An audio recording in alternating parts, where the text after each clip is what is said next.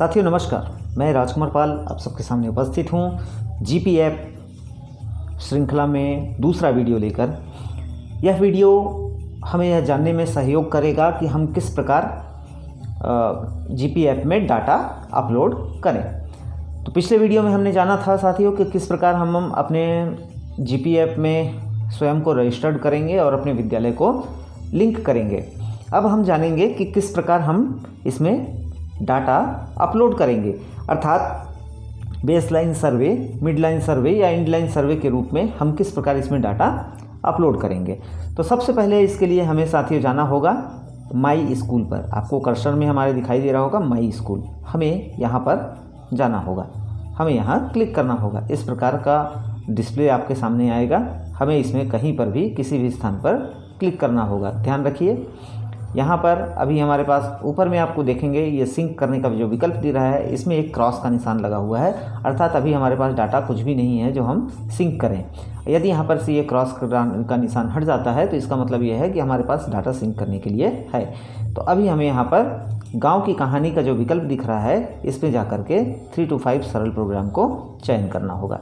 जैसे ही हम सरल प्रोग्राम को चयन करेंगे तो हमारे पास अब हमारे विद्यालय का डाइस कोड दिखाई देगा, नाम दिखाई देगा और यहाँ पर 3 बटन दिखाई देंगे, T, V और 0।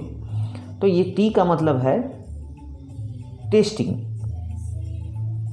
और V यानी वेरिफिकेशन। तो हमें अभी टेस्टिंग करना है। तो टेस्टिंग के लिए, टेस्टिंग करने का अर्थ है, टेस्टिंग का मतलब है ट्रायल से, टेस्टिंग का अर्थ ट्रायल नहीं है। यहाँ पर टेस्टिंग का अर्थ है बच्चों का आकलन करना या मूल्यांकन करना। तो हम यहाँ पर आकलन के लिए डाटा फीड करेंगे तो टी पर क्लिक करेंगे। जैसे ही साथियों हम यहाँ पर टी पर क्लिक करते हैं तो इस प्रकार का विंडो आपके सामने आएगा। अब इसमें आपके सामने फिर से यहाँ पर आपको दिखाई देगा आपका डाइस कोड। यहाँ पर देखिए गवर्नमेंट प्राइमरी स्कूल तर्रा, यानी नाम दिखाई दे रहा है स्कूल का। आपके स्क्रीन पर भी बिल्कुल ऐसे ही आएगा। अब यहाँ पर आएगा टाइप ऑफ डाटा। सावधानी वाली बात यह है साथियों कि यहाँ पर हमें टाइप ऑफ डाटा में सावधानीपूर्वक डाटा का चयन करना होगा। आप अभी यहाँ पर आपको दिखाई दे रहा होगा स्क्रीन में, यहाँ पर इंटरवेंशन डाटा। जब हम इसे टच करते हैं या क्लिक करते हैं तो हमारे पास यहाँ पर 3 प्रकार के डाटा सामने आते हैं, dummy data, practice class data और इंटरवेंशन डाटा। तीनों का उपयोग क्या है ये मैं आपको संक्षेप में बता देता हूँ। डमी डाटा का अर्थ है यह हमारे लिए, हम शिक्षकों के लिए, हम इसमें अभी डमी डाटा इंटर करके हम इसे ट्रायल कर सकते हैं कि एक्चुअल में डाटा कैसे एंट्री होगा। दूसरा विकल्प है साथियों प्रैक्टिस क्लास डाटा।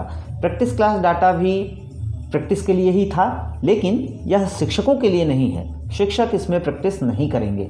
यह प्रैक्टिस क्लास डाटा जो है वो CSEs के लिए था, हमारे संकुल समन्वयकों के लिए था प्रैक्टिस क्लास डाटा। इसके बाद इंटरवेंशन डाटा, यह अंतिम रूप से जब हम इसे डाटा एंट्री करेंगे तब के लिए है। फिलहाल हम सीखने के उद्देश्य से डाटा एंट्री के प्रोसेस को सीखने के, जानने के उद्देश्य से डाटा एंट्री कर रहे हैं यहाँ पर। तो हम यहाँ पर डमी डाटा लेंगे। साथियों ध्यान रखें, डमी डाटा लेंगे। जैसी परिस्थितियाँ होंगी जब हम सही डाटा एंट्री करेंगे तब सही डाटा लेंगे, इंटरवेंशन डाटा लेंगे। और अभी हम फिलहाल डमी डाटा ले रहे हैं, डमी एंट्री कर रहे हैं तो यहाँ पर डमी डाटा लेंगे। हम डमी डाटा ले लिए। इसके बाद अगला विकल्प देखेंगे आप, यहाँ पर सेलेक्ट क्लास है। सेलेक्ट क्लास में आपको दिखाई दे रहा होगा ऑल। ऑल का अर्थ पहली से 5वीं नहीं, ऑल का अर्थ है तीसरी, चौथी और 5वीं। ऑल का अर्थ है तीसरी, चौथी और 5वीं। साथियों हमें किसी भी परिस्थिति में तीसरी, चौथी, 5वीं तीनों क्लास का की एंट्री जो है, डाटा एंट्री जो है, आकलन की प्रविष्टि जो है वो एक साथ करनी होगी, एक ही दिन में। एक और विशेष बात का आप ध्यान रखेंगे, वो ध्यान रखने वाली बात यह है कि कक्षा, जैसा कि प्रशिक्षण में भी बतलाया गया होगा कि हमें भाषा और गणित दोनों विषयों का आकलन जो है वो सभी बच्चों के लिए एक ही दिन करना है, जितने बच्चों का हम आकलन करना चाहते हैं। तो इस विषय में हम आगे भी बात करेंगे। तो यहाँ पर फिलहाल ऑल क्लास हम चयन करेंगे सभी कक्षा के लिए। चयन करने के बाद अब हमें डाटा एंट्री के प्रोसेस को आगे बढ़ाना है। तो इसके लिए हमें जाना होगा नीचे। मोबाइल के स्क्रीन पर आपको दिखाई दे रहा होगा ये प्लस का निशान, ये धन का चिन्ह आपको दिखाई दे रहा होगा। हमें यहाँ पर हमें यहाँ पर क्लिक करना होगा, इस धन के चिन्ह पर क्लिक करना होगा। जैसे ही साथियों हम इस धन के चिन्ह पर क्लिक करते हैं तो हमारे पास यहाँ पर फिर से हमारे स्कूल का नाम सामने आता है और इसमें पहला विकल्प मिलेगा डेट ऑफ टेस्ट।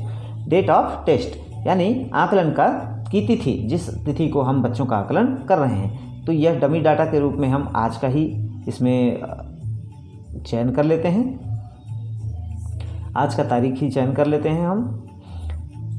तारीख चयन करने के पश्चात साथियों यहाँ पर आपको दिखाई देगा what type of data are you entering. तो यहाँ पर किस प्रकार का डाटा हम एंट्री करना चाहते हैं, इसे हमें फिर से सेलेक्ट करना होगा। वही तीनों विकल्प आपके सामने आएंगे, dummy data, practice class data और इंटरवेंशन डाटा। तो हमें यहाँ पर डमी डाटा को चयन करना होगा अभी, और जब आप फाइनल आप एंट्री करेंगे क्लास में, अपने स्कूल में जाके आकलन करेंगे बच्चों का, तो इंटरवेंशन डाटा पे एंट्री करेंगे।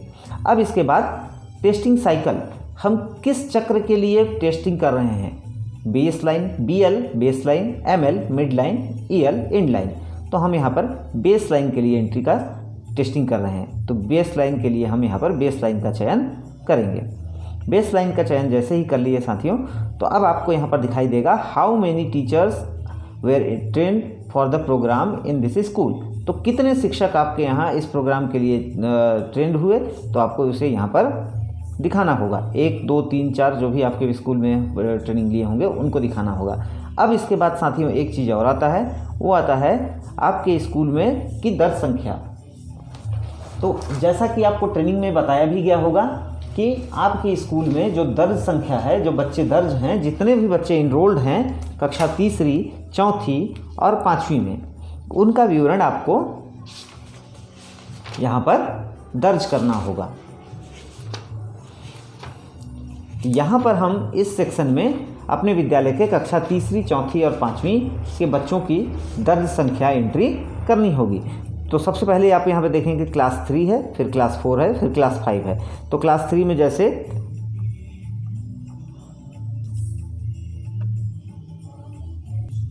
मेरे यहाँ 11 बच्चे हैं, तो मैं यहाँ पर 11 एंट्री करूँगा। इसके बाद क्लास 4 की बारी आती है। क्लास 4 में मेरे यहाँ 5 बच्चे हैं, तो मैं 5 एंट्री करूँगा। इसके बाद क्लास 5 की बारी आती है। तो क्लास 5 में मेरे यहाँ 7 बच्चे हैं, तो मैं 7 बच्चों की एंट्री करूँगा। इसके बाद अगला विकल्प आप देखेंगे यहाँ पर आता है टोटल टेस्टेड। यहाँ भी टोटल टेस्टेड, यहाँ भी टोटल टेस्टेड। टोटल टेस्टेड का अर्थ है कि मेरे यहाँ 11 बच्चे दर्ज हैं, उसमें से कितने बच्चों का मैंने टेस्ट लिया। साथियों ध्यान रखिए, यह टेस्ट लैंग्वेज और मैथ्स दोनों के लिए एक ही होगा। टेस्टिंग संख्या जो है, अर्थात यदि मैं इन 11 में से 2 बच्चों का आकलन मैथ्स 2 बच्चों का आकलन करता हूं, तो इसका अर्थ यह होगा कि मैं 2 बच्चों का आकलन लैंग्वेज लर्निंग लेवल के लिए भी कर रहा हूं और 2 बच्चों का आकलन मैथ्स लर्निंग लेवल के लिए भी कर रहा हूं। इसी प्रकार कक्षा 4 में यदि मेरे पास 3 बच्चे का मैं टेस्टिंग करता हूं, तो यह दोनों विषयों के लिए 3 बच्चों का ही टेस्टिंग होगा। इसी प्रकार गणित में कक्षा पाँचवीं में यदि मेरे पास 7 बच्चे हैं, आप देखिए यहाँ पर 7 दिखा रहा है, अर्थात मेरे पास कुल 7 बच्चे हैं। इसमें से मैं 4 बच्चों की टेस्टिंग करता हूँ। तो अब मेरे पास यहाँ पर 7 में से 4 बच्चों की टेस्टिंग के बाद 3 बच्चे बच गए। यहाँ पर इसी प्रकार आप यहाँ देखेंगे कुल 11 थे, 11 में से 2 बच्चों का मैंने टेस्टिंग किया, शेष बच गए 9। इसी प्रकार यहाँ चौथी में टोटल 5 थे, 5 में से 3 बच्चों का मैंने टेस्टिंग किया, तो बच गए 2। अब इसके बाद हम टेस्टिंग को वर्गीकृत करेंगे अलग अलग लेवल के हिसाब से।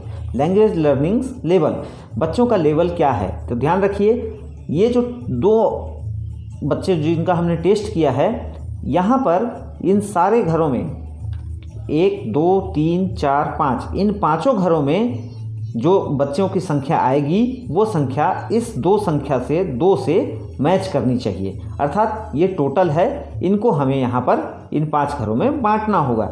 जैसे उदाहरण के लिए यहाँ पर मैं विग्नर में 1 बच्चों को रखता हूँ। मैंने आकलन किया और मुझे लगा कि 1 बच्चा जो है वो शुरुआती प्रारंभिक स्तर पर है। इसी प्रकार अक्षर स्तर पर 0, शब्द स्तर पर 0, कक्षा तीसरी में पैराग्राफ स्तर पर 1 बालक है। अब मेरे पास यहाँ पर देखिए 0 डाटा दिख रहा है। मैंने यहाँ पर क्या किया था, मैंने यहाँ पर किया था, ऊपर में हमने देखा था कि हमने 2 बच्चों का टेस्ट लिया। टोटल मेरे पास 11 बच्चे थे।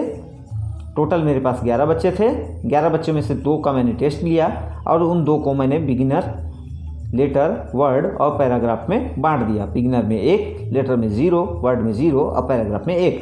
तो आप अपने बच्चों का आकलन करने के लिए आकलन के जो परिणाम होंगे उसके अनुसार इनका विभाजन करेंगे। साथियों, इसके बाद हमें कक्षा चौथी और 5वीं का करना है आकलन, लेकिन उससे पहले हमें कक्षा तीसरी के ही मैथ्स लर्निंग लेवल का आकलन करना होगा, जिससे हमारे पास डाटा गड़बड़ ना हो, हमारे पास हमें आकलन करने में समस्या ना आए, यहाँ पर डाटा आसानी से एंट्री हो सके। तो ध्यान रखिए, 11 बच्चे थे, 2 का हमने आकलन किया और हिंदी में हमने 2 को डिवाइड कर लिया। इसी प्रकार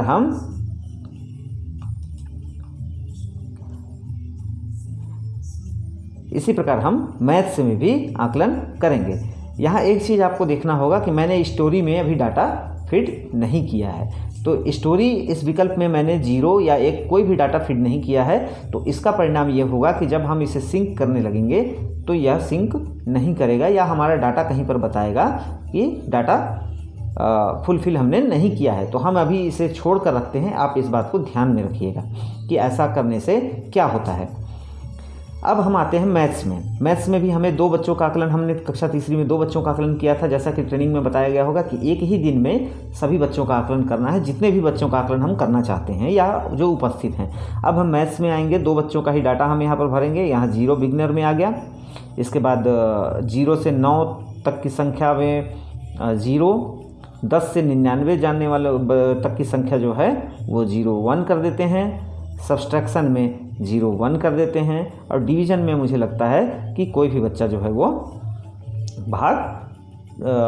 उस स्तर का नहीं है, भाग के स्तर का नहीं है। अब इसके बाद हम साथियों आते हैं कक्षा चौथी में।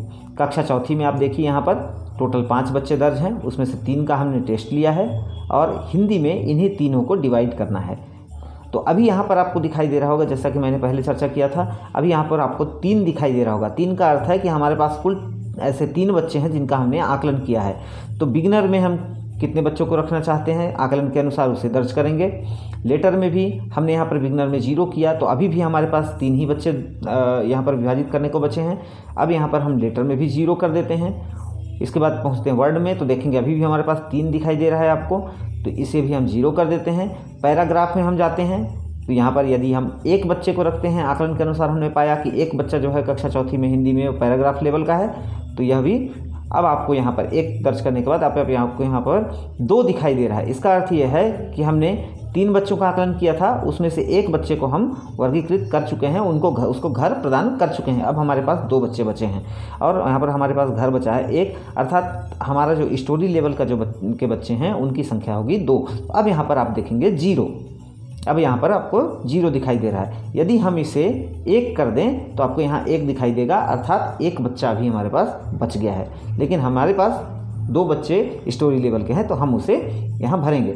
ध्यान रखिए साथियों, कक्षा तीसरी में मैंने स्टोरी में 0 रखा है, सिर्फ इसलिए यह दिखाने के लिए कि यहाँ पर 0 नहीं है, मतलब खाली रखा है, मैंने इसे ब्लैंक रखा है। यहाँ पर 0 होना चाहिए, तो मैंने ब्लैंक रखा है सिर्फ इसलिए जानने के लिए कि जब हम किसी डाटा को नहीं भरते हैं, फुलफिल नहीं करते हैं, तो क्या हमारा डाटा सिंक होगा या हमारे पास क्या मैसेज आएगा बाद में। अब हम कक्षा चौथी के लिए गणित का इसी प्रकार घर आवंटित करेंगे। बिगिनर में 0, 0 से 9 में 0, 10 से 99 में 0, अभी भी हमारे पास 3 डाटा बचे हुए हैं। सब्सट्रैक्शन में हम कर देते हैं 1 और डिवीज़न में हम कर देते हैं 2। आप इसे 0 1 या 0 2 के हिसाब से लिख सकते हैं। अब आपको यहाँ पर डाटा हो गया 0, हमने सारे डाटा फुलफिल कर लिए। ध्यान रखिए यहाँ पर भी देखिए आप, हमने 0 लिखा है, तो यहाँ कोई मतलब 10 से 99 तक वाले लेवल में हमारे पास कोई बच्चे नहीं हैं, सारे बच्चे इससे ऊपर हैं या नीचे हैं, तब भी हमें यहाँ पर 0 लिखना होगा। यदि हम इसे खाली छोड़ देंगे स्टोरी की तरह इस तरह से, तो हमारे पास यह एरर बतलाएगा। साथियों अब आते हैं कक्षा 5वीं में। 5वीं में हमारे पास 7 बच्चे हैं। 4 बच्चों का हमने टेस्टिंग किया। बिगनर में 0, अभी भी हमारे पास 4 बच्चे बचे हैं वर्गीकृत करने के लिए। लेटर में 0, अभी भी हमारे पास 4 बच्चे बचे हैं। वर्ड में 0, अभी भी हमारे पास 4 बच्चे बचे हैं वर्गीकृत करने के लिए, तो अभी यहाँ पे 0। अब इसके बाद आता है 0, 4 हमने कर दिया। अब आप देखिए यहाँ 0 हो गया। अब हम इसी तरह से मैथ्स में जाएंगे। बिगनर में 0, 99 में 0 से 9 में 0, 10 से 91 में हम मान लेते हैं कि 10 से 99 में 1 कर देते हैं। अब हमारे पास यहाँ पर 3 बच्चे बच गए। सब्सट्रैक्शन में भी 1 कर देते हैं। अब आप ये देखिए हमारे पास 2 बच्चे बच गए और क्लासिफिकेशन के लिए, वर्गीकरण करने के लिए। अब ये 2 बच्चे यहाँ आ गए। अब ये हो गया 0। इतना करने के बाद हमें एक बार यहाँ पर ध्यान रखना होगा कि यहाँ 0 आया या नहीं आया। यहाँ पर भी आके देखेंगे यहाँ 0 होना चाहिए, यहाँ पर भी आके देखेंगे यहाँ 0 होना चाहिए, यानी हमारा ये डाटा हमारे हिसाब से सही है। अर्थात फिर से मैं एक बार रिपीट कर दूँ कि हमारे पास कक्षा 3 में 11 बच्चे हैं, कक्षा 4 में 5 बच्चे हैं, कक्षा 5 में 7 बच्चे हैं। इनमें से कक्षा 3 के 11 में से 2 का हमने आकलन किया, कक्षा 4 में 5 बच्चों में से 3 का हमने आकलन किया और कक्षा 5 में 7 बच्चों में से 4 का आकलन किया। साथियों ये टोटल इनरोल्ड संख्या है। ध्यान रखिए टोटल इनरोल्ड, चाहे वह उस दिन उपस्थित है, हम उसका आकलन कर रहे हैं या नहीं कर रहे हैं, लेकिन यहाँ टोटल इनरोल्ड संख्या डालनी होगी। और दूसरा जो यही है टोटल टेस्टेड संख्या, मतलब जितने बच्चों का हमने आकलन किया, उन्हीं आकलन किए हुए बच्चों को हमें नीचे घरों में बांटना है। जैसे हमने लाल घर, नीला घर, हरा घर बांटे थे ना, उसके लिए जो मापदंड रखे थे, स्टोरी लेवल, पैराग्राफ, वर्ड या फिर लेटर या फिर बिगनर, उसके अनुसार हमें इसको यहाँ पर बांटना होगा। तो इसके लिए पहले आपको हार्ड कॉपी में रफ शीट तैयार करनी होगी, डाटा तैयार करना होगा और उसे फिर यहाँ प्रविष्ट करना होगा। अब हम इसे सेव करेंगे। तो सेव करने के लिए आपको यहाँ आप देखेंगे लोकेशन दिया हुआ है, लैटिट्यूड लॉन्गिट्यूड। आप इसे यहाँ पर टच कर दीजिए। इसे यहाँ टच करते ही इस प्रकार की जानकारी आपके पास सामने आ जाएगी। अब हम इसे सेव करेंगे। सेव करेंगे तो यहाँ पर एक मैसेज आता है। साथियों ध्यान दीजिए, एक मैसेज आ रहा है, ऑल फील्ड्स आर नेसेसरी। इसका अर्थ यह है कि हमने कहीं पर एंट्री करना छोड़ दिया है। जैसा कि मैं पहले बताया था कि जब तक हमारे पास सारे फील्ड्स एंट्री नहीं होंगे तब तक ये सेव नहीं होगा। तो ध्यान दीजिए कि हमने हिंदी में कक्षा 3 हिंदी में एक डाटा एक जगह, चूंकि हमने 2 बच्चों का ही आकलन किया था, तो 2 तो हमारे पास कंप्लीट हो गए, एक बिगिनर में और एक पैराग्राफ में 2 कंप्लीट हो गए। दोनों बच्चों की एंट्री हमने कर दिया, लेकिन बावजूद इसके कि स्टोरी लेवल में 0 बच्चे हैं, हमने यहाँ पर कोई भी डाटा नहीं भरा। तो वहाँ इसे सेव नहीं लेगा। तो हमें यहाँ पर 0 डालना होगा, यानी जिस स्तर पर 0 बच्चे हैं, 0 बच्चे हैं, तो वहाँ पर 0 हमें दर्शाना होगा। इसके बाद अब हम इसे सेव कर सकते हैं। अब हम इस डाटा को सेव करेंगे। साथियों जैसे ही हमने सेव किया, आप देखिए test has been successfully completed message आ जाता है और आपके पास ये इस प्रकार का ग्राफ दिखाई देने लगता है। हम इससे अपने डाटा का आकलन परीक्षण कर सकते हैं। तो क्या हमारा काम समाप्त हो गया? नहीं, अभी हमने अपने ऐप में डाटा को परीक्षण किया है, डाटा को एंट्री किया है। अब हम इसे मेन सर्वर तक भेजेंगे, ऐप के सर्वर तक भेजना होगा। तो उसके लिए साथियों हमें यहाँ पर बैक आना होगा। आप देखिए ऊपर में बैक का बटन है, हमें यहाँ से बैक आना होगा और अब आप देखेंगे कि माई स्कूल 1। अब आपको यहाँ पर सिंक का बटन ऑन दिख रहा होगा। थोड़ी देर पहले यहाँ क्रॉस का निशान लगा होगा, देखिए मोबाइल में दाहिनी ओर ऊपर की ओर यहाँ क्रॉस का निशान लगा था। अभी यह सिंक का बटन यहाँ पर ऑन है। सिंक के बटन में जो क्रॉस का निशान था वो हट चुका है। अब हम डाटा को सिंक करेंगे। डाटा को सिंक करते समय नेटवर्क अच्छा होना चाहिए जिससे डाटा सिंक हो जाए। अब यहाँ पर जैसे ही डाटा सिंक होगा तो यहाँ मैसेज आएगा सिंक सक्सेसफुली। जैसे ही डाटा सिंक होगा, सिंक सक्सेसफुली का मैसेज आ जाएगा और आपके यहाँ पर जो विकल्प था वो हटकर अब BL हो गया। BL का विकल्प दिखाई देने लगा, बेस लाइन का विकल्प दिखाई देने लगा। हमने बेस लाइन का सर्वे कर लिया, आकलन डाटा एंट्री कर लिया। इसी प्रकार अब हम होम पेज पर जाएंगे साथियों। ये बैक बटन से अब होम पेज पर आ गए हम। अब आपको यहाँ रिपोर्टिंग में देखिए टोटल स्कूल 1 और टोटल टेस्ट जांच की संख्या यहाँ पर 1 दिखाई दे रही है। तो ये डाटा हम यहाँ पर से देख सकते हैं। अब यदि हम चाहें कि हम अपने असेसमेंट का रिपोर्ट चेक कर लें कि हमने जो असेसमेंट किया है उसका रिपोर्ट क्या है, तो उसके बाद उसके लिए हमें इसी होम पेज पर यहाँ असेसमेंट रिपोर्ट्स पर जाना होगा। असेसमेंट रिपोर्ट पर जाने के बाद आपको यहाँ पर बिल्कुल ब्लैंक दिखाई देगा, कुछ भी नहीं दिखाई देगा। टेस्टिंग यहाँ पर कुछ हेडिंग्स दिखाई देंगे लेकिन हमें यहाँ डाटा नहीं दिखाई देगा। तो इसके लिए हमें ये फ़िल्टर, मोबाइल में बाईं ओर आप देखेंगे फ़िल्टर का एक विकल्प होगा, वहाँ 3 लाइन होगा, उस पर क्लिक करना होगा। इस पर क्लिक करने के बाद प्रोग्राम में हमें जाना होगा। प्रोग्राम में जाने के बाद यहाँ पर आप देखेंगे गांव की कहानी का विकल्प होगा, इसे हमें टच करना होगा। तो हमारे पास कौन सा प्रोग्राम अभी चल रहा है? सरल प्रोग्राम। तो सरल प्रोग्राम का चयन हम करेंगे। इसके बाद यदि हम रिपोर्ट स्टेट लेवल पर देखना चाहते हैं तो स्टेट रहने देंगे। और टाइप ऑफ डाटा हमें इंटरवेंशन डाटा करना है, डिमी डाटा या प्रैक्टिस क्लास डाटा। तो हमने डमी डाटा मैंने कहा डमी डाटा का रिपोर्ट हम देखना चाहते हैं तो डमी डाटा को चयन करेंगे। क्लास वाइज यदि हम देखना चाहते हैं ऑल क्लास, तो 3, 4, 5 किसमें से जिसको देखना चाहते हैं, जिसकी रिपोर्टिंग देखना चाहते हैं उसका चयन करेंगे। फिलहाल हम ऑल क्लास देखेंगे। अब इसे हम अप्लाई करेंगे। जैसे ही हम इसे अप्लाई करते हैं साथियों, तो ये पूरे ध्यान रखिए हमने स्टेट वाइज देखा था। कहाँ से देखा था हमने? ध्यान रखिए यहाँ पर स्टेट वाइज रिपोर्ट देखा था। तो यहाँ पर पूरे स्टेट का रिपोर्ट हमें, पूरे छत्तीसगढ़ राज्य का रिपोर्ट यहाँ पर दिखाई देने लगा। अब यदि हम अपने विद्यालय का रिपोर्ट देखना चाहें तब क्या करेंगे साथियों? तब हमें फिर से इसी स्टेट के इसमें जाना होगा और स्कूल लेवल का चयन करना होगा। स्कूल लेवल का हमने चयन किया और वही डमी डाटा, इंटरवेंशन डाटा अभी हमारे पास नहीं है। प्रैक्टिस क्लास की डाटा जैसा हमने पहले चर्चा किया था CSCs के लिए है। तो डमी डाटा हम देखेंगे ऑल क्लासेस सभी क्लासे के कक्षाओं के लिए। इसके बाद एक नया विकल्प यहाँ पर आ जाता है फिल्टर डिस्ट्रिक्ट। हमें अपना डिस्ट्रिक्ट चयन करना होगा। हमने चयन किया अपना कोरिया का चयन किया। अब इसमें यदि हम अप्लाई कर देते हैं तो कोरिया के सभी का रिजल्ट आ जाएगा, लेकिन हमें यहाँ पर ब्लॉक चयन करना होगा। फिल्टर ब्लॉक, हम स्कूल लेवल का डाटा देखना चाहते हैं तो फिल्टर ब्लॉक में हमने चयन किया सोनहत ब्लॉक में। अब इसके बाद हमारे पास आ जाता है फिल्टर क्लस्टर में हमने कटगोरी ले लिया, या किसी भी एक क्लस्टर को ले सकते हैं जिसका डाटा हम देखना चाहते हैं। अब इसे यहाँ पर अप्लाई करेंगे। अप्लाई करते ही यहाँ पर पूरी तरह से ब्लैंक दिखाई दे रहा है। क्यों? क्योंकि अभी भी हमने स्कूल का चयन नहीं किया है। तो यहाँ फिर से जाएंगे। यदि इस तरह से ब्लैंक आ जाए तो घबराने की आवश्यकता नहीं है। आपको फिर से इसी फिल्टर के 3 बिंदु पर जाना होगा।